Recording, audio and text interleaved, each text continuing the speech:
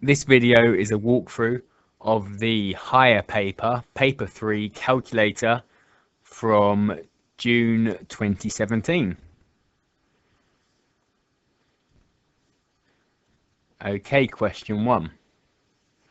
So we need to complete a Venn diagram and we've been given the information. So we need to put in all of the odd numbers less than 30. And we've got two groups called A and B. So we'll label them. A is 3, 9, 15, 21 and 27. And B is 5, 15 and 25. So in the middle, we put the numbers in both A and B. And that is just 15. So 15 goes in the middle. A, so 15's gone. What's left in A? We need 3, 9, 21 and 27. And in B, we need 5 and 25. And then on the outside, all the numbers that are left. So we need to put in all the odd numbers less than 30. So we need 1. We've already got 3. We've already got 5. 7. We've already got 9. So 11. 13. We've got 15.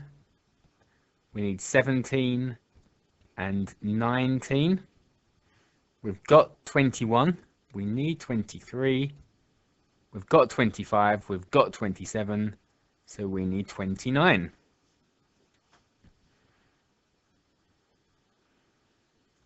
A number is chosen at random from any of these. What is the probability that a number is in the set, the union of A and B? So the union of A and B is anything inside the circles. So anything inside the circles. So how many numbers are in there? 1, 2, 3, 4, 5, 6, 7. Out of how many in total? 8, 9, 10, 11, 12, 13, 14, 15. So the chance of getting a number in the circles is 7 out of 15. Question 2. Solve the simultaneous equations. So x is already the same. We've got 3x in front of both of these. So what we're going to do is we're going to take away. So let's do the top equation. Take away the bottom equation. So 3x take away 3x is nothing. 1y take away minus 4y. That's the same as y plus 4y, so 5y. And negative 4 minus 6. Negative 4 down 6, that's negative 10. You can always check these calculations on your calculator. Then we'll divide both sides by 5. Y is negative 2. And we need to find x. So we're going to substitute this negative 2 back in to the top equation. So that will be 3x minus 2 equals minus 4. Plus 2 to both sides. So plus 2 plus 2. That's 3x equals negative 2. Divide both sides by 3. X is negative 2/3. So x is negative 2/3 and y is negative 2.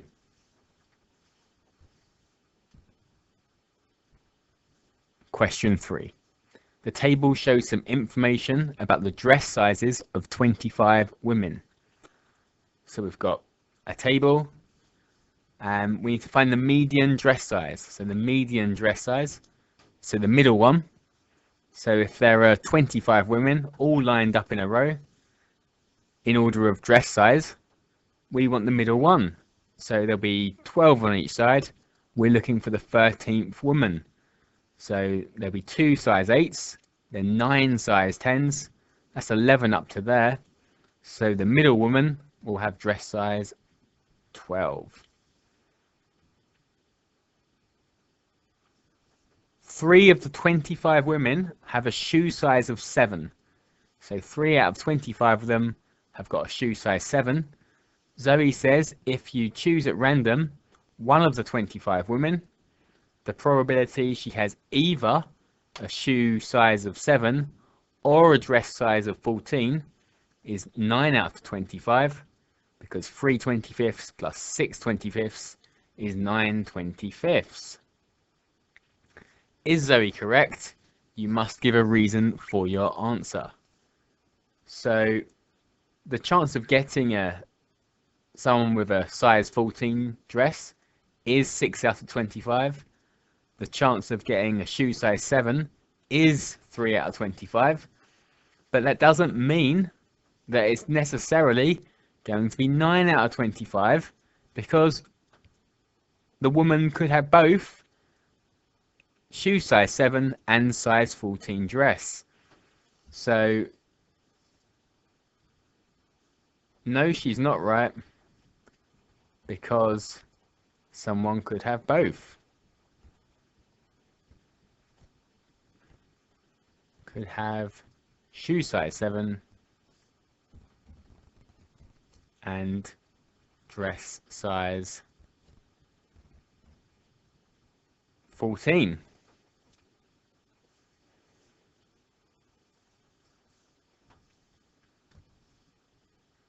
Question 4.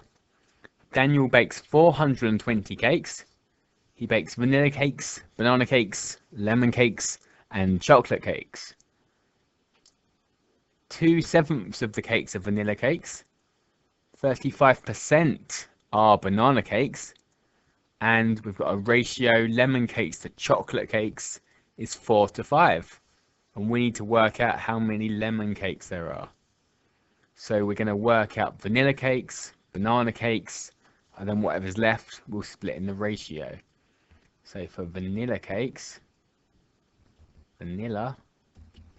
we want to do 2/7 of 420.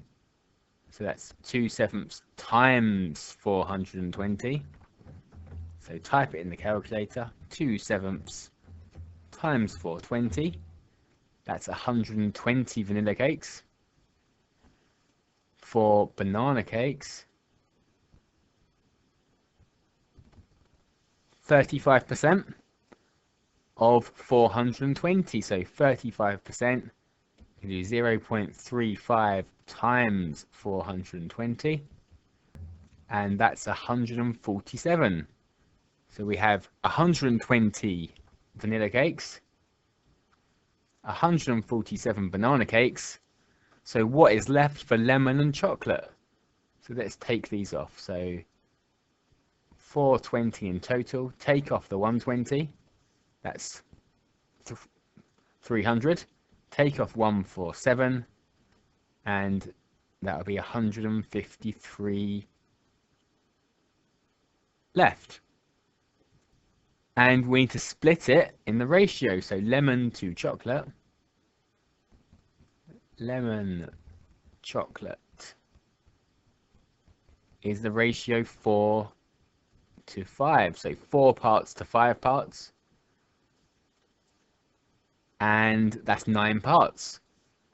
So 153 over 9 is 17. So each part is 17.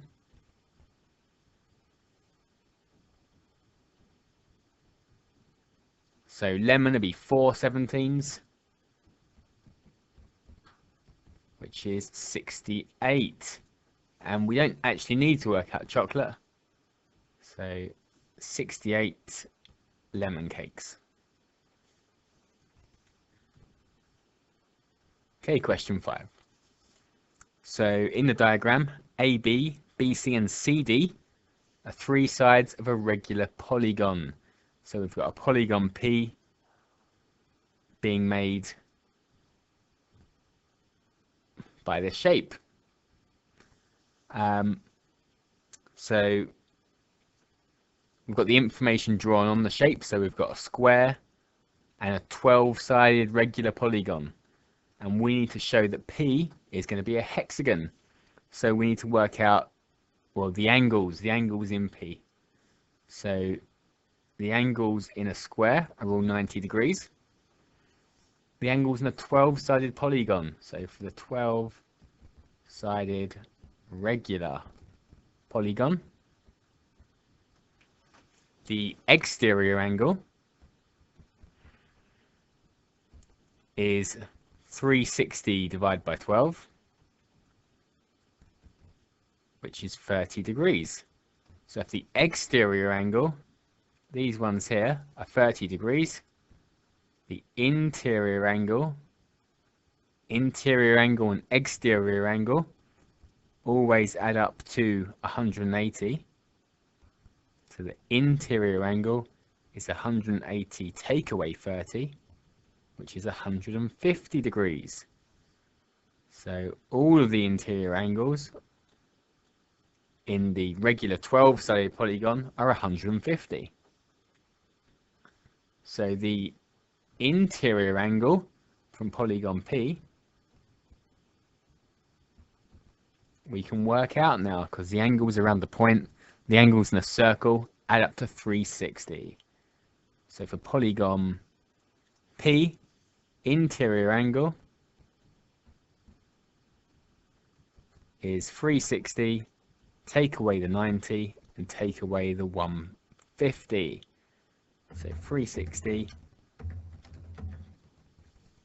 take away 90, take away 150 is 120 degrees. So the interior angle of polygon P, this one here, is 120 degrees. So that means the exterior angle of P is 180, take away 120, which is 60 degrees. So polygon P has got an interior angle of 120 and an exterior angle of 60. So our question is it a hexagon? Or show that it's a hexagon. So for a hexagon, I'll put hexagon.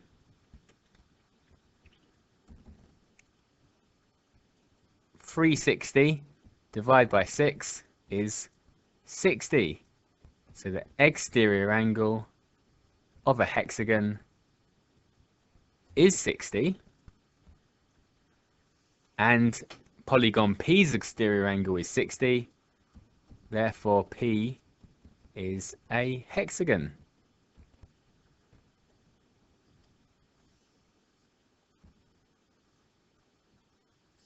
Question 6. The density of apple juice is 1.05 grams per centimeter cubed. The density of fruit syrup is 1.4 grams per centimeter cubed. The density of carbonated water is 0.99 grams per centimeter cubed. 25 centimeters cubed of apple juice are mixed with 15 centimeters cubed of fruit syrup and 280 centimeters cubed of carbonated water to make a drink with a volume of 320 centimeters cubed. Work out the density of the drink to 2 decimal places. So we've got density, mass, volume. Density equals mass over volume. And we want to work out the density of the drink. So I'll call it total density. Total density is what we're working out. And density is mass over volume. So that would be the total mass over the total volume.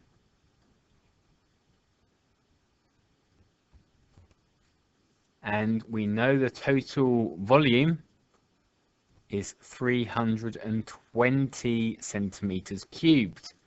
We don't know the mass, and we're going to have to work them out separately. So we're going to have to work out the mass of the apple juice, the mass of the fruit syrup, the mass of the carbonated water, and add them all together. So we work out mass by doing density times volume. So for apple, just put apple mass is density times volume. Density is 1.05. volume of apple is 25.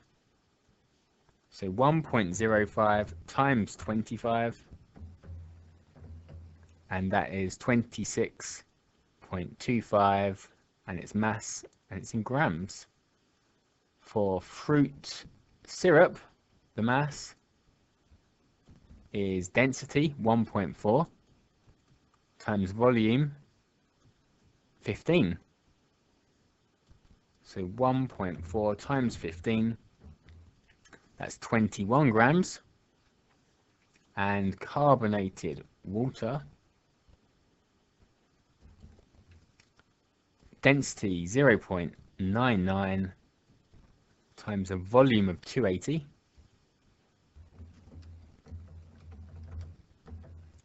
And that is 277.2 grams. So total mass is going to be 26.25 plus 21 plus 277.2.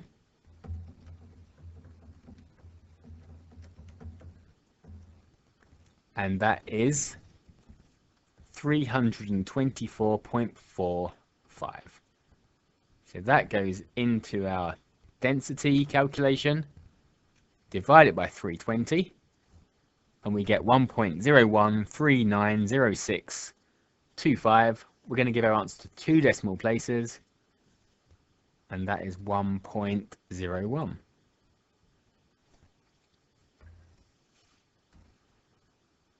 Question 7. We've got ABC, a right angle triangle, and we're going to calculate the length of AB. We've been given some information. We've got an angle and we've got another length. So when you've got an angle and 2 lengths in a right angle triangle, we are using SOHCAHTOA. So let's label it. So opposite is x, opposite the angle. 15 is the hypotenuse, and the one in between the angle and the right angle is the adjacent. So we want the question with the 15 and x in it. So the 2 parts in the question are O and H. So A is not. So it is SOH. So we're doing SOH, and SOH means sine with the angle equals O over H. Or if you use the triangles, you've got sine with the angle, O and H. Either one of those. So you don't need both, either one. And we are working out, well, let's put in what we know. So the angle is 23. So sine 23 equals x over 15.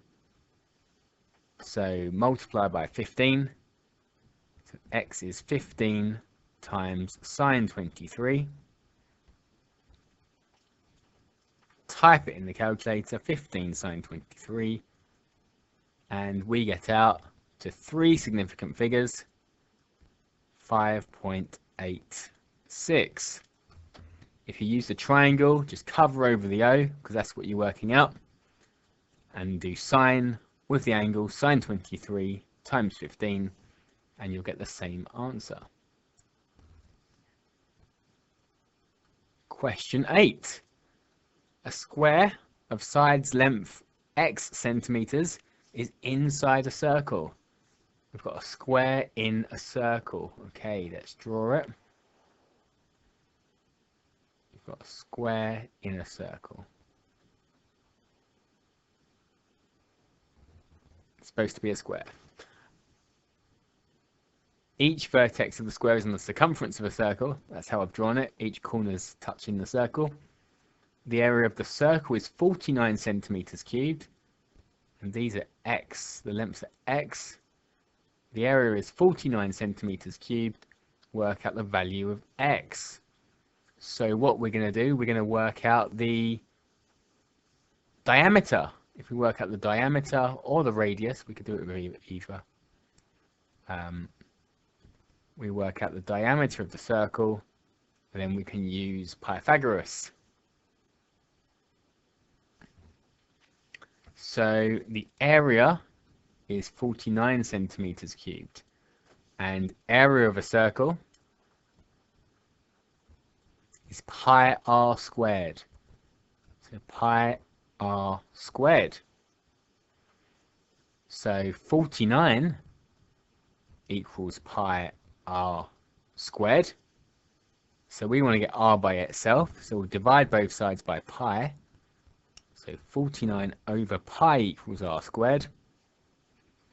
So r is the square root of 49 over pi.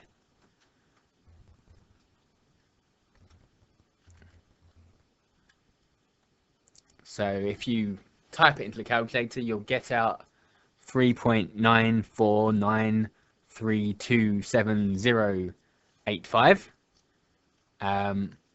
So that's the radius. If you want to have the diameter, if we work this red length, diameter equals 2 times the answer, which is, I'll write out this number, 7.89865,417. So that's the diameter. So we could use Pythagoras now, and it's the two short sides squared added up makes a long side squared. So x squared plus x squared equals the diameter squared. So our 7.89865145417 squared. So 2x squared, and I'm going to square the number in the calculator. So I've got 62.3887 and so on. I'm going to keep it in the calculator and divide both sides by 2. So that gets me to 31.194368885. To get x by itself, to get rid of a square, I'm going to square root. So I'm going to square root answer, still keeping the number in my calculator. And to 3 significant figures, that gives me 5.59. 5.59.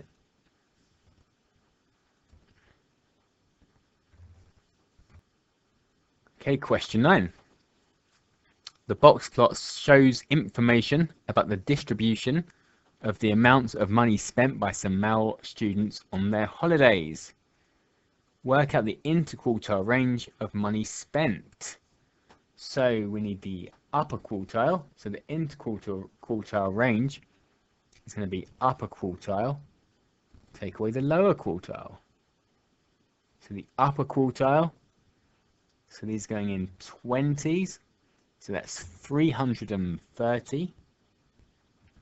Take away the lower quartile, which is 150.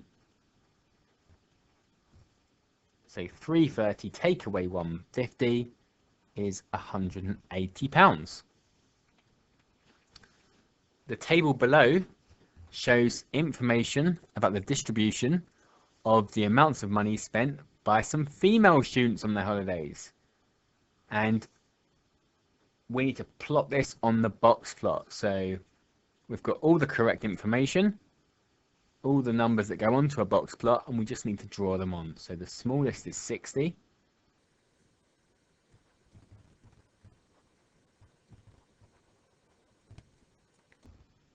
So the smallest is 60.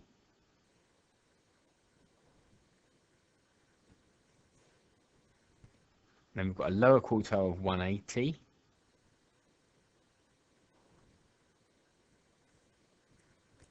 Median of 300.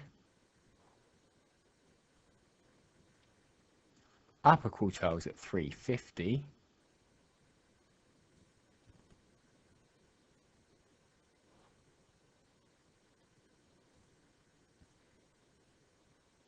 And the largest is at 650.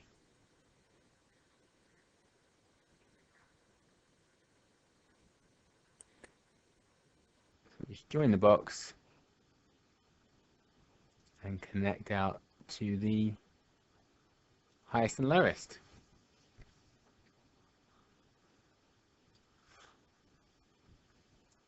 Okay, question part C. Chris says the box plots show the female students spent more money than the male students. Is this correct? So we're just picking something to compare. We're gonna, if you pick the median, we're gonna say the female students spent more because the median is higher. So yes,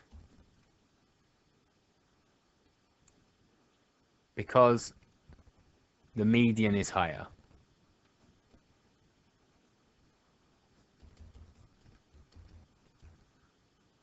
For the female students.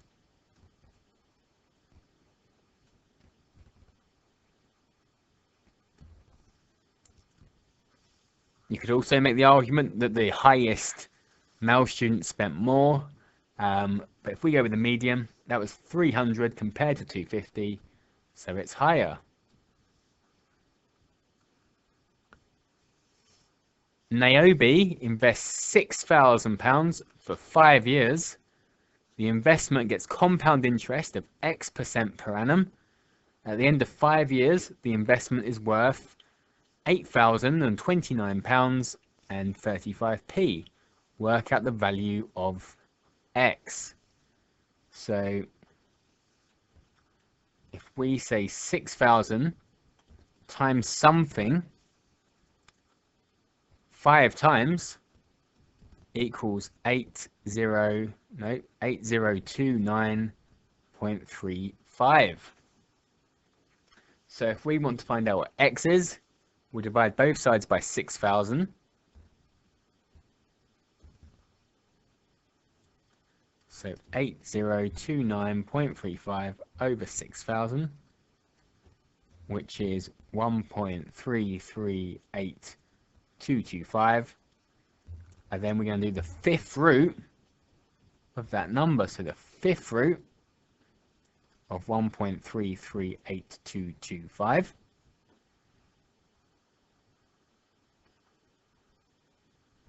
And that gives me 1.059999 and so on. And I shouldn't have used X here because X is what we're working out. We want the percentage rate. So if you multiply by 1.06, if you multiply by 1.06, what percent are you adding on? So that's like 106%. So X equals 6%. X equals 6%. I could have used a different letter. I should have used Y maybe. But it doesn't matter. X is 6%. Okay, question 11. Jeff is choosing a shrub and a rose tree for his garden. At the garden centre there are 16 different types of shrubs and some rose trees. Jeff says there are 215 different ways to choose one shrub and one rose tree. Could Jeff be correct? So this is the product rule for counting. So what you'll do is you'll take the number of shrubs times the number of rose trees, and that will be the different ways. So he's saying 17 times the number of rose trees equals 215. So if we reverse that, 215 over 17, that should tell us how many rose trees there are.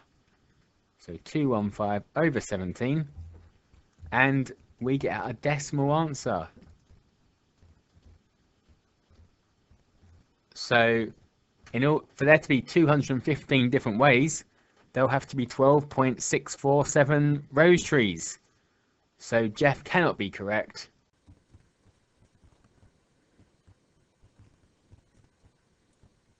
And the reason is because you need it to be a whole number. You need there to be a whole number of rose trees.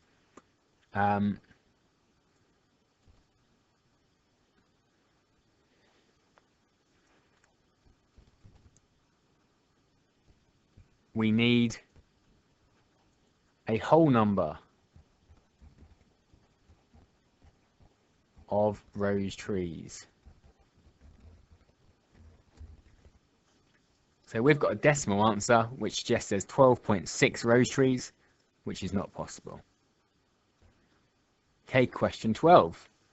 The points A, B, C and D lie in order on a straight line. So we've got a straight line. A, B, C and D are in order. So we've got A, B, C, D. AB to BD is 1 part to 5 parts. So AB, 1 part, B to D, 5 parts. AC, put it on the bottom, A to C is 7 parts, and C to D is 11 parts. So we've got 2 journeys of A to D. At the moment, the top one's 6 parts in total. So this is 6 parts in total. This is 18 parts in total. So we need them to be the same. We need them to be the same total amount. So this is 6, this is 18. We need to times the top one by 3. So if we times the top one by 3, we're going to change 1 to 5 into 3 to 15. So that's, I'm going to just write over it, 3 to 15. You could just draw it out underneath, but I'm just going to copy over it, 3 to 15. So we need the ratio of A to B, AB to BC to CD. So AB to BC to CD. So A to B, that's 3 parts. So we've got 3 parts here. A to C the whole way is 7. We've already got 3, so this must be 4. And C to D is 11. And you can see that works for the top as well. 3 and then 4 and 11, which make 15. So we've got 3 to 4 to 11.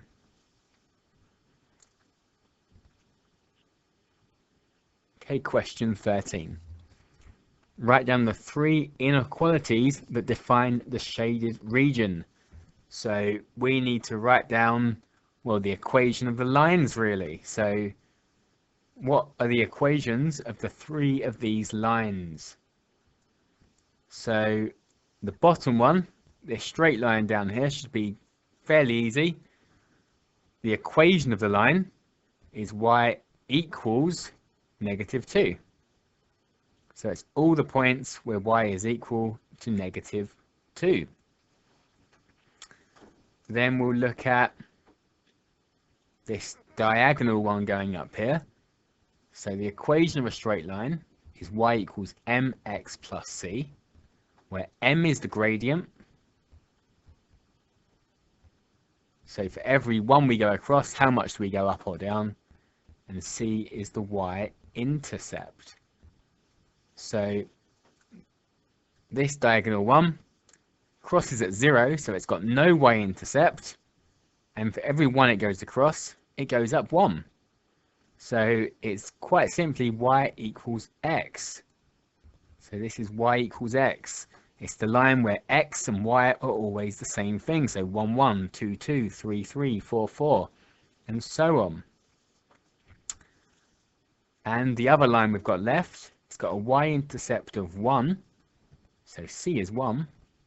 And for every one it goes across, it goes up half. Along 1 up half, along 1 up half, along 1 up half.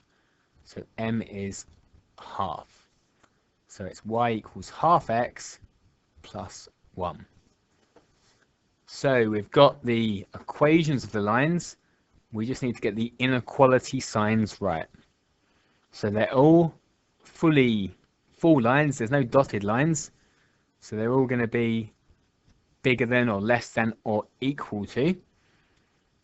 It's always, y is always bigger, so the shaded region is bigger above -2. So we're going to say y is bigger or equal to -2. We also want above the y equals x line. So y is bigger or equal to x, but we want less than underneath the y equals half x plus 1 line. So it's going to be less than this time. So y is less than or equal to half x plus 1. Okay, question 14. Simplify. So this is a factorized question. We're going to factorize the top, factorize the bottom, and then we should be cancelling off one of the brackets. So how can I factorize it? The top, you should hopefully recognize as a difference of two squares. So it's x plus 4 and x minus 4.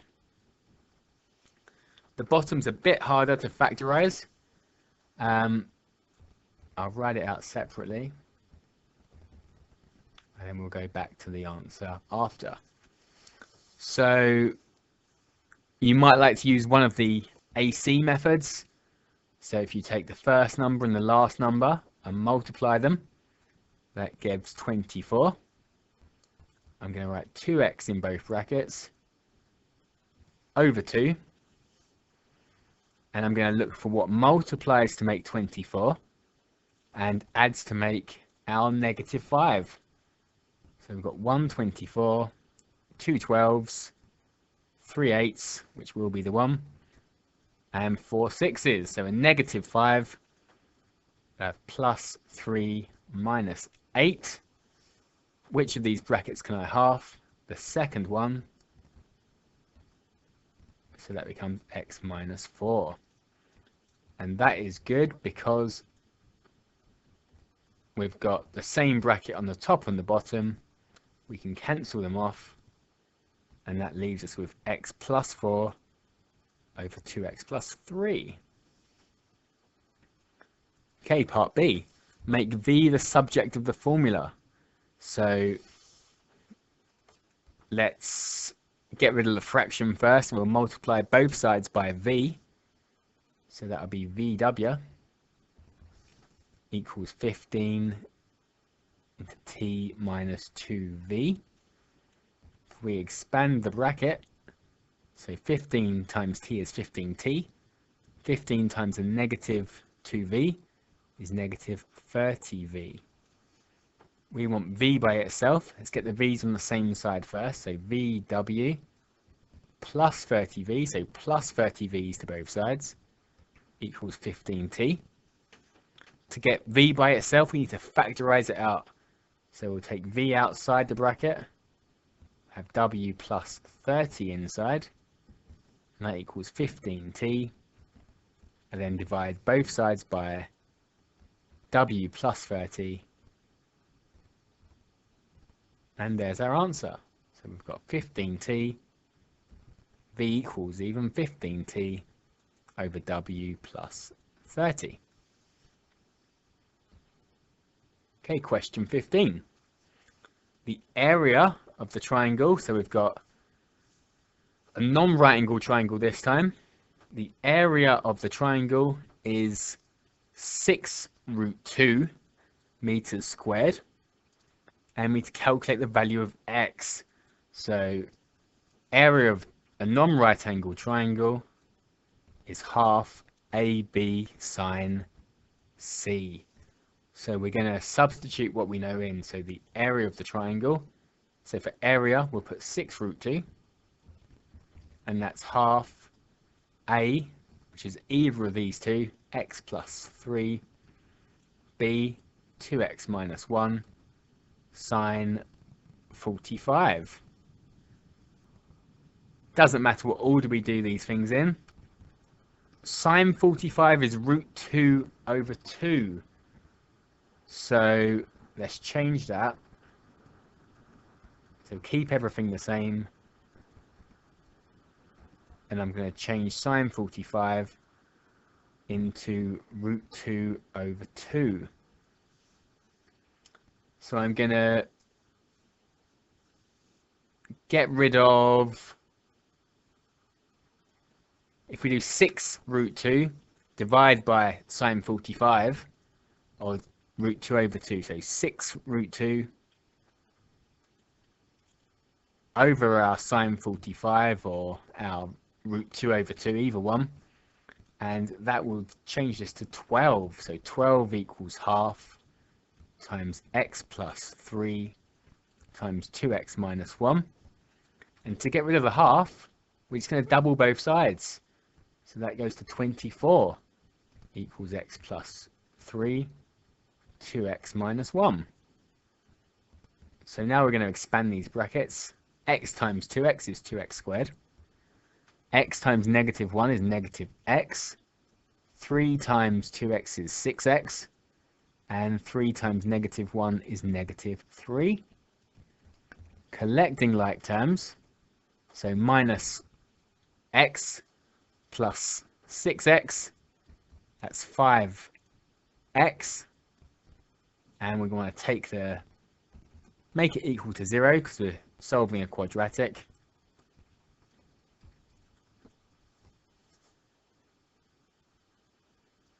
Okay, now we need to solve this quadratic. It says in the question, give your answer correct to 3 significant figures. So if we're giving an answer to 3 significant figures, that means factorizing is out of the question, and we're going to be using the quadratic formula. So x equals minus b plus or minus the square root of b squared minus 4ac all over 2a. And we've got a as 2, b as 5, and c as negative 27. So we're just going to substitute these in. So I've got negative 5, do plus to start with, change it to a negative after. 5 squared minus 4 times 2 times negative 27 over 2 2's. I'm going to type it into the calculator exactly how it looks, and then I will change the plus to a minus afterwards to get the second answer. I'm expecting one of the answers to be negative. So for this answer, I've got 2.63 to 3 significant figures. I'm going to click back in the calculator, change the plus to a minus. So this plus, from the plus or minus, change it to a minus. And I've got a negative answer this time. I write it down, but we can't have a negative length. We can't have a negative length. We can't have a negative, well, negative 5 plus 3, still negative 2. We can't have a negative length. So we can't have that answer, which means 2.63 is the only answer.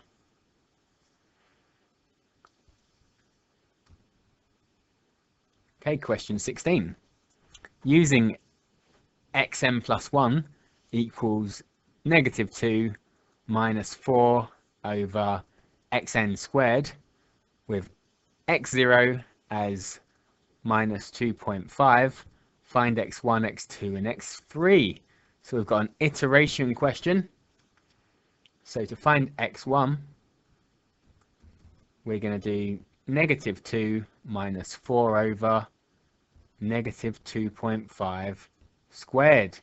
So where we had our x over here, our xn, we substitute our first number in, and we're going to get out our next number. So negative 2 minus 4 over.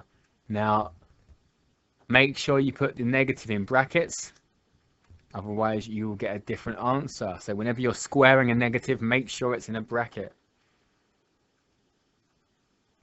So for x1, I've got either minus 66 over 25 or minus 2.64 as a decimal. It doesn't specify what it wants in the question. So either one of those. And then to get x2, I'm going to put my answer in now. So I'm going to put my answer back in for x, and that will get out x2. So put my answer in, click equals again, and I've got minus 2803 over 1089, or the long decimal, either one, so negative 2.573921.028. Either one of those for x2.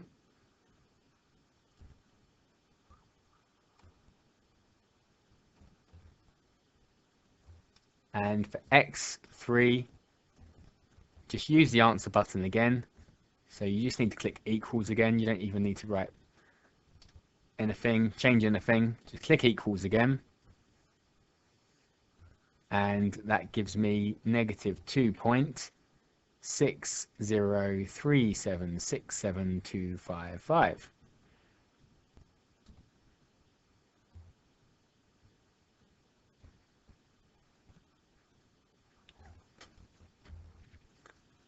Okay, explain the relationship between the values x1, x2, x3 and the equation x cubed plus 2 x squared plus 4. So our iteration formula, we had x equals negative 2 minus 4 over x squared.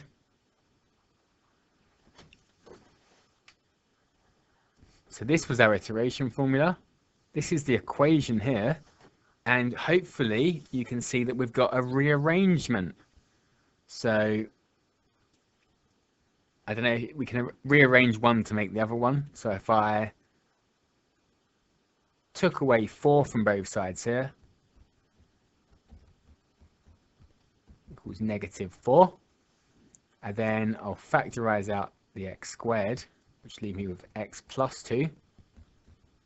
Divide both sides by x squared,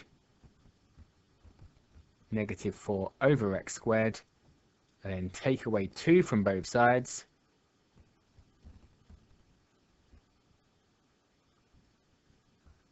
That would give me my iteration formula. The iteration formula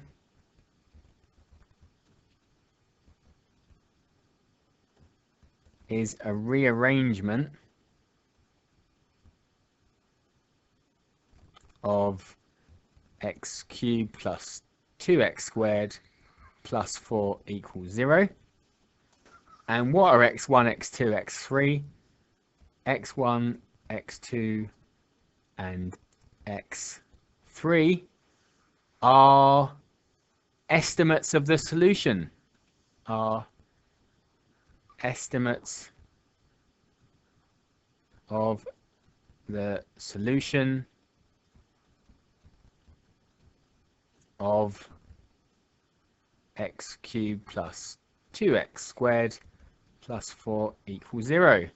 So they're estimates for the solution, and the more times you go through the iteration process, so x4, x5, x6, you should get closer and closer to the actual solution.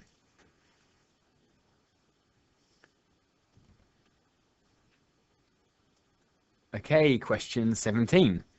The train travelled along a track in 110 minutes, correct the nearest 5 minutes. So we've got bounds here. So I'll write it out as I go. So 110 minutes to the nearest 5 minutes. So the next one up's 115. The next one's down's 105. Jake finds out the track is 270 kilometers long. 270. And he assumes it's been measured to the nearest 10 kilometers. So 280, 260. Could the average speed, so we've got speed, distance, time. This is time in minutes. and this is distance in kilometers. So we're going to have to do something about the time in a minute. We've got speed, distance, time. So we're working out speed, which is going to be distance over time. We want the upper bound, so upper speed is going to be upper distance divided by lower time. Because to get a bigger number out, we want to divide by a smaller number. So the upper bound for distance, that's going to be 275 kilometers. And the time, we're going to want in hours, but we'll deal with that in a second. The lower bound for time is 107.5, but this is in minutes. This is in minutes. So to convert minutes to hours, divide by 60. So 107.5 over 60. It's not a nice number. 1.791666, and so on. Hours. I'm going to keep that number in the calculator. Going to keep it in the calculator, and we'll just do the calculation. So upper distance 275, lower time 1.791666, and so on. So 275 over answer, and that gives me the upper bound for speed of 153.5 kilometers per hour to 1 dp. So could it have been more than 160? No, because the upper bound is 153.5.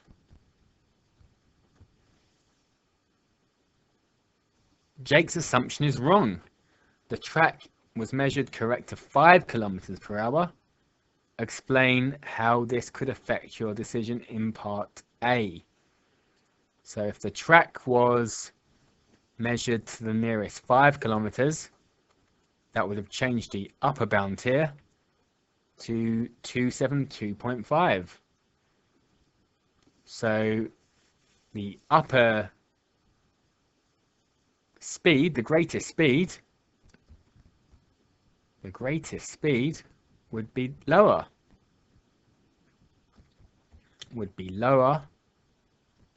So it would be lower than 153.5. So it would still be less than 160. So it would still be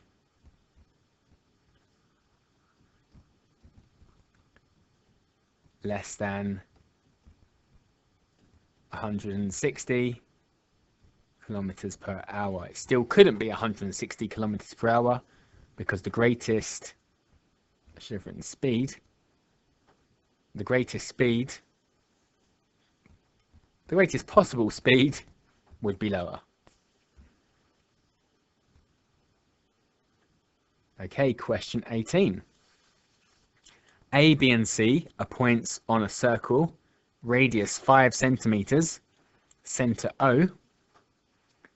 DA and DC are tangents. D to O is 9 centimeters. So I'll draw that on, 9 centimeters. Work out the length of arc ABC. So we're working out this length here.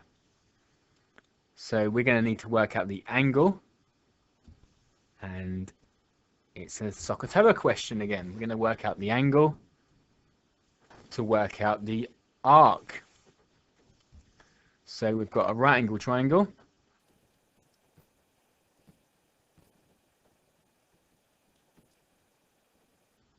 We've got a right angle triangle. The hypotenuse is 9. And we're working out this angle here. So hypotenuse 9. Opposites not in the question. Adjacent is 5. So opposite's not in the question, so it's not so, it's not toa, it's ka. So cos x, or cos theta, equals adjacent 5 over hypotenuse 9. So x is shift cos 5/9. So in the calculator, shift cos 5/9. X is 56.2510114. That's this angle here. So we're going to double it. We're going to double that angle. So times it by 2. And, well, we're also going to take it away from 360. So we've got this bit here. We want to know the rest of the angle. So I'm going to do 360, take away that number doubled, which was 112.5020228.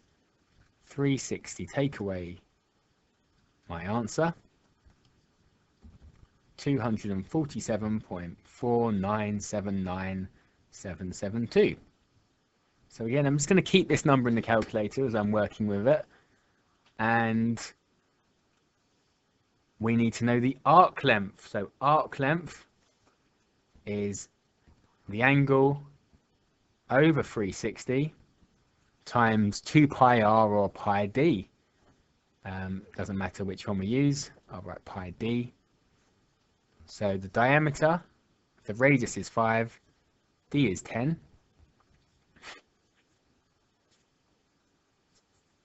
And the angle is our number in the calculator, our 247. So we're going to do answer over 360 times pi times 10.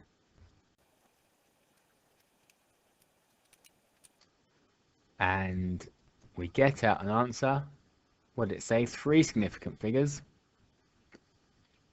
So that's 21.6.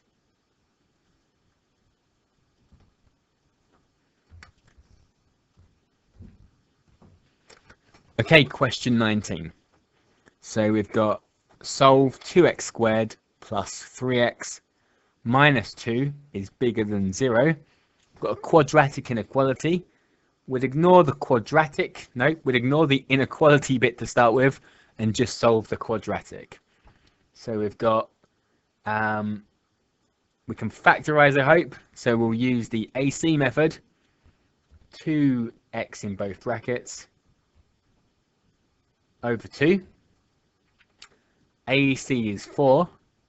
So what multiplies to make 4 and adds to make a positive 3?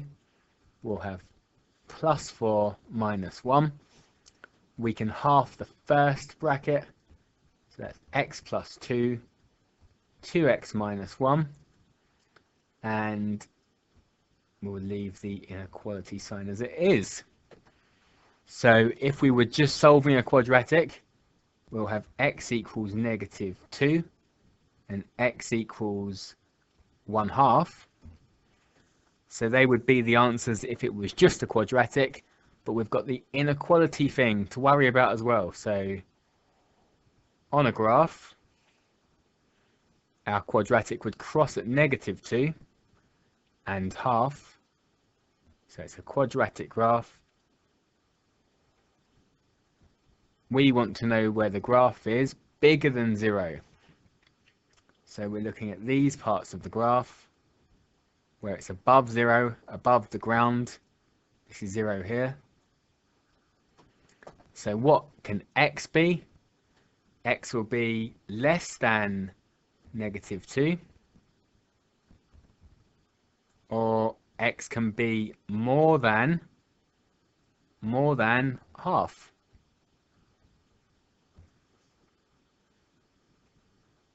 Okay, question 20. The equation of a curve is y equals x to the power of x. A is the point where the curve intersects the y-axis. State the coordinates of A. So any exponential graph crosses the y-axis at the same point, and it's 0, 1. And you can think of it as anything to the power of 0 is 1. So if x is 0, a to the power of 0 is 1. So it's 0, 1.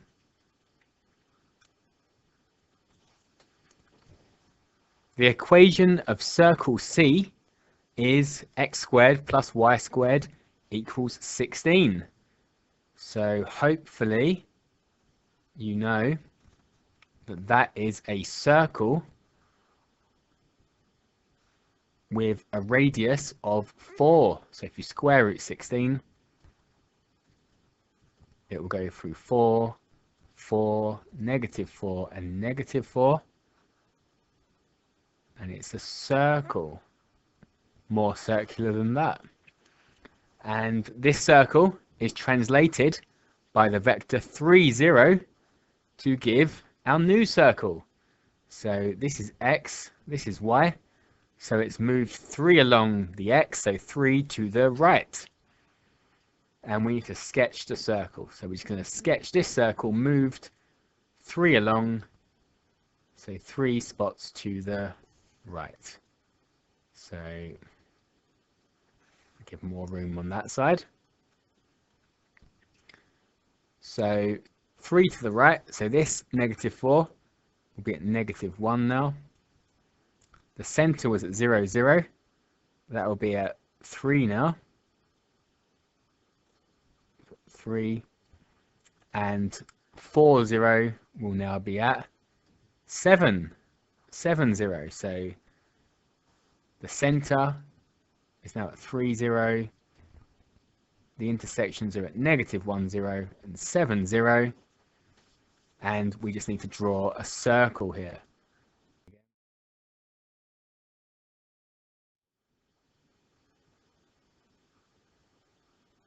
And that's my sketch of a circle.